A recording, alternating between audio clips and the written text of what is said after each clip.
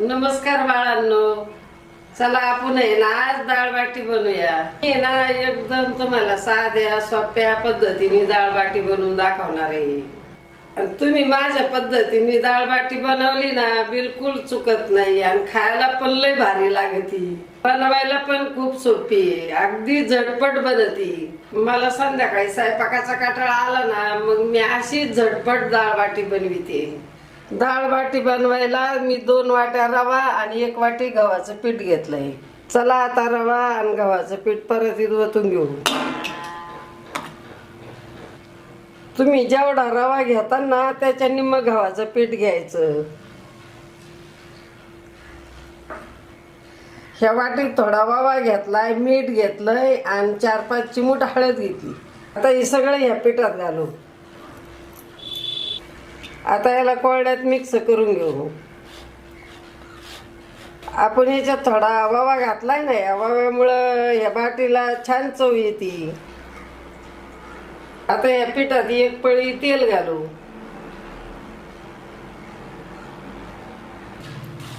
आता ही तेल आहे ना या पिठाला असं चुळून घेऊ। तुम्ही या बाट्या कोरड्या खाल्ल्या ना खूप भारी लागतात खायला। लहान लहान मुलांना तर लय आवडतात अशा बाट्या। आणि याच्यात मीठ घातलेलं असतं ना, बाबा मीठ छान चव लागती। बाळांनो, आजकाल महागाई खूप वाढली, मग प्रत्येकाला जास्त पैशाची गरज आहे। स्वतःसाठी किंवा आपल्या घरातल्यासाठी पैसे तर लागतातच आपल्याला। मी तुम्हाला घर बसल्या पैसे कमवायचा एक मार्ग सांगणार आहे। तुम्ही ना 1 पण रुपया नाही गुंतवता पैसे कमवू शकता। याच्यासाठी तुम्हाला आहे ना एक ऍप डाउनलोड करावं लागेल। तर त्या ऍपचं नाव आहे शॉप 101। या ऍपची लिंक मी खाली दिली आहे। तुम्ही ह्या ऍपला तुमच्या फोन मध्ये डाउनलोड करा। मी तुम्हाला दाखवते ना अशा पद्धतीने तुम्ही रजिस्टर करा। रजिस्टर झालं ना बाळांनो, तुम्हाला खूप साऱ्या वस्तू दिसतील।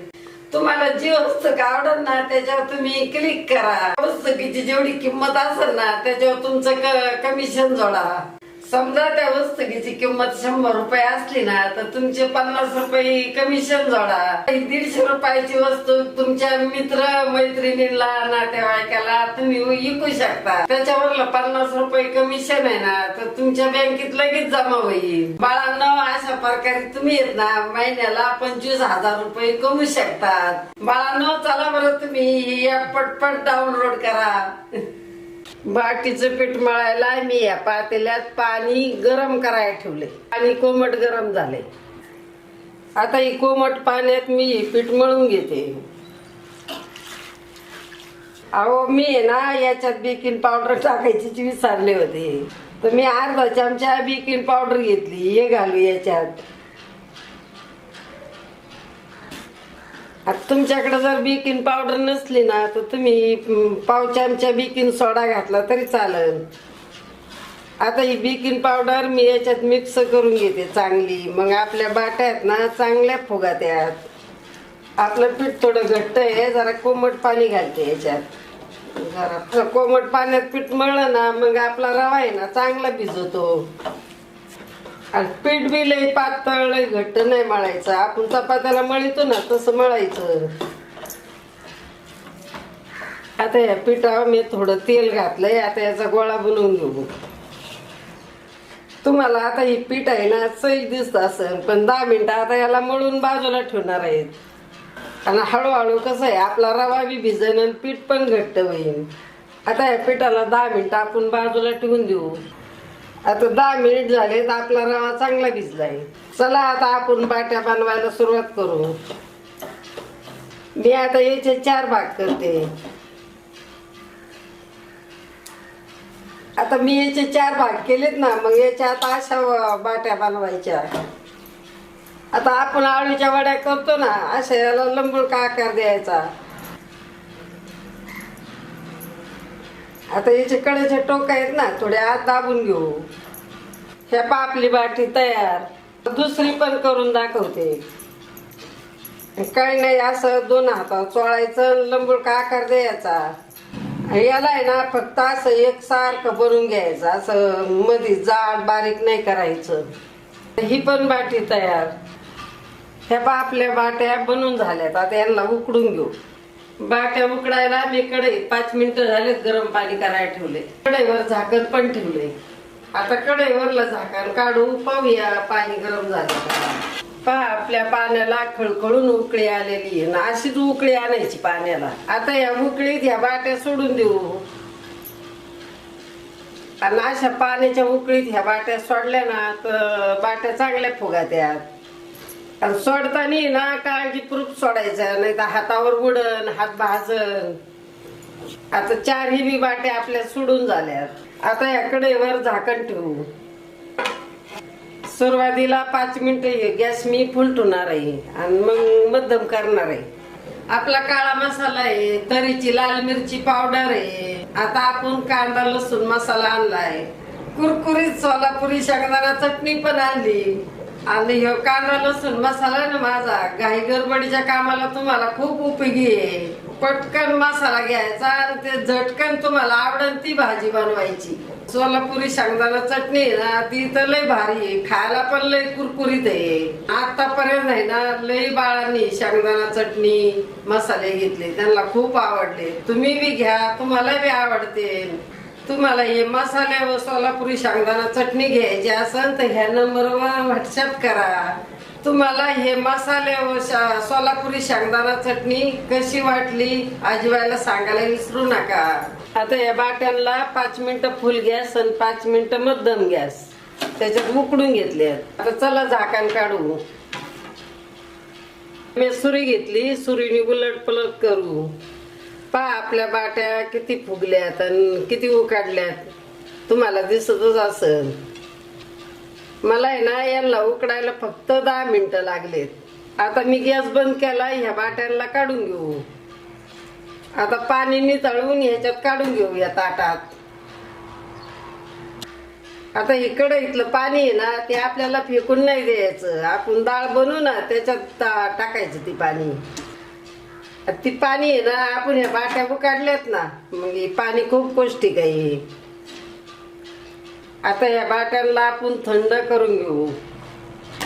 आता आपल्या बाट्या गार होईपर्यंत आपण डाळ बनवून घेऊ. मी 1 वाटी तुरीची डाळ आधीच कुकरला शिजून घेतली आणि मग मी या पातेल्यात काढून घेतली. आणि डाळ शिजताना ना मी त्याच्यात थोडी हळद आणि थोडी तेलाची धार घातली. डाळ आहे ना अशीच मऊसूद आपल्याला कुकरला शिजून घ्यायची. आणि बाट्या उकडलेलं पाणी मी या पातेल्यात काढून घेतलंय. आता ही पाणी आहे ना पाहिजे तेवढं आपण ह्या डाळीला घालू आणि उरलेलं पाणी झाडात देऊ मुळ्याला ओतून. ह्या वाटीत गावरान तूप घेतलंय. आपण डाळीला आहे ना गावरान तुपाची फोडणी देणार आहे. त्या डाळ वाटीमध्ये आहे ना तुम्ही पूर्ण गावरान तुपाचा वापर करा, मग लय भारी खायला लागते डाळ बाटी. वाटीत थोडे जिरे आणि मोहरी घेतली. त्या अर्धा छोटा चमचा हळद मी डाळीत घालते. आपण डाळ शिजताना पण हळद घातली होती ना त्यामुळं मी थोडीच हळद घातली. आता हिला हलवून घेऊ. ह्या ताटलीत मी कोथिंबीर, टमाट, हिरव्या मिरच्या, लसूण बारीक कापून घेतलाय. आता डाळ तुम्हाला किती तिखट करायची त्याच्या याने तुम्ही मिरची घालायची. आता मी कढईत 1 चमचा गावरान तूप घालते. आता तूप गरम झालंय, आपण जिरी मोहरी घालू याच्यात. जिरी मोहरी ताटली. आता मिरची लसूण घालू, त्याच्यात थोडा हिंग घालू. आता मिरची लसूण तळाय, आपण त्याच्यात टमाटे घालू.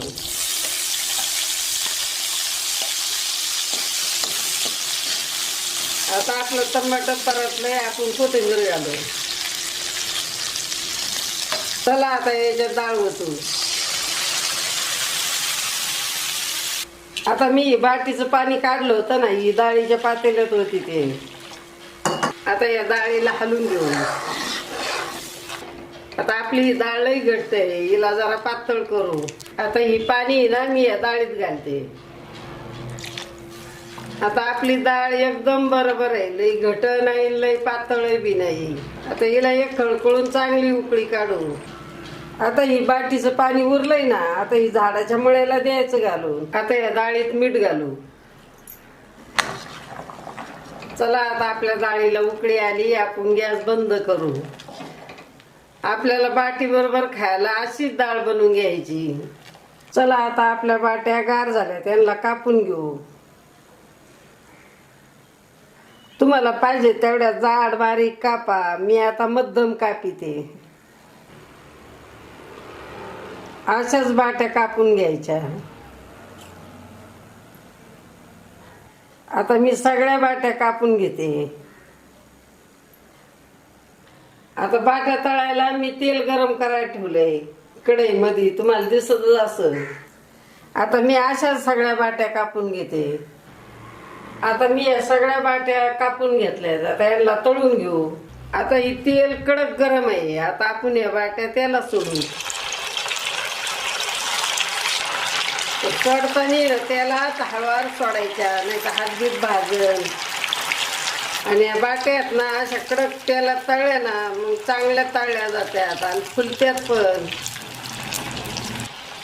या बाट्या आहेत ना कमी गरम तेला तळल्या ना मग वातड वाहत्यात आणि अशा तेलकट वाहत्यात. आता यांना आहे ना चांगलं लाल रंगावर तळून घेऊ. आपल्या बाट्या चांगल्या लाल रंगावर तळून झाल्यात, वरून थोड्या कुरकुरीत झाल्यात. आता याचं तेल मी तळून घेऊ. चला आता या बाट्या ताटलीत काढून घेऊ. पहा आपल्या बाट्या छान लाल रंगावर तळल्यात, हलक्याशा कुरकुरीत झाल्यात. आता या राहिलेल्या बाट्या पण अशा तळून घेऊ. आणि ह्या यात ना फुल गॅसवरच कडक त्याला तळायच्या. मी सगळ्या बाट्या तळून ह्या ताटलीत काढून घेतल्यात. आता ही डाळ बाटी कशी खायची दाखवते तुम्हाला. काही बाट्या मी ताटलीत काढून घेतल्यात, याला चुरून घेऊ. आणि अशा बारीक चुरून घ्यायच्या. आणि अशी गरम गरम डाळ बाटी खायला ना खूप भारी लागते. ह्या पा मी आता ह्या बाट्या चुरून घेतल्यात. चला आता बाटीवर डाळ घालू. ह्या पा अशी बाटीवर भरपूर डाळ घालायची. आणि आपल्या बाट्या आहेत ना या डाळीमध्ये चांगल्या भिजल्या पाहिजेत. डाळ बाटीवर गावरान तूप घालू.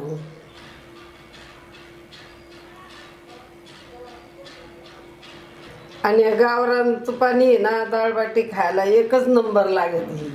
आता याला चमच्यानी मिक्स करू. आजीची गरमागरम डाळ बाटी खायची. मग बाळांनो, आवडली ना तुम्हाला माझी डाळ बाटी? चला मी तुम्हाला थोडी डाळ बाटी खाऊन दाखवते. लय ना लय आवडली, अजून थोडी खाते मग तुम्हाला सांगते कशी झाली.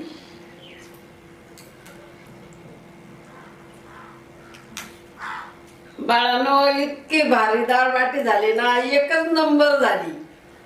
मला इतकी आवडली ना मी कायम बनविते. मग बाळांनो, आवडली ना तुम्हाला माझी डाळ बाटी? डाळ बाटी आवडली असेल ना, चला बरं पटपट लाईक करा, तसंच शेअर पण करा. माझ्या चॅनलला सबस्क्राईब केलं नसेल ना तर लगेच जा बरं, सबस्क्राईब करा आणि घंटी पण दाबा. हसा खेळा, खूप खूप मजा करा आणि आजीबाई सारखी डाळ बाटी बनवून खा. चला आता भेटू पुढच्या रेसिपीला.